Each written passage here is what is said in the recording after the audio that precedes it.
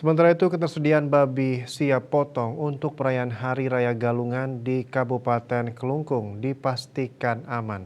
Saat ini Kelungkung telah turun melakukan pengecekan kesehatan dan ketersediaan ternak babi yang siap potong untuk dikonsumsi masyarakat.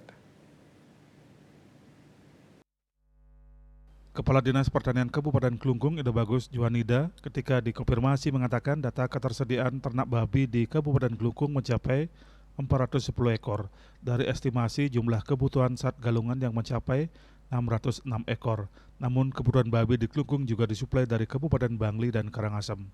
Menurut Juanida, pihaknya di Dinas Pertanian telah menurunkan tim untuk mengecek kesehatan ternak babi yang akan dipotong supaya aman dikonsumsi masyarakat.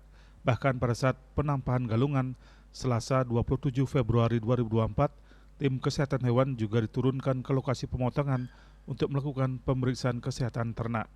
Sementara itu, Pemkab Kelungkung juga melakukan monitoring terhadap harga sejumlah komoditas menjelang galungan di Pasar Galiran Kelungkung pada Jumat 23 Februari.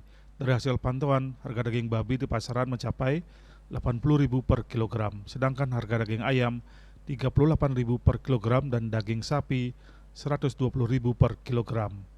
Dan Pos melaporkan.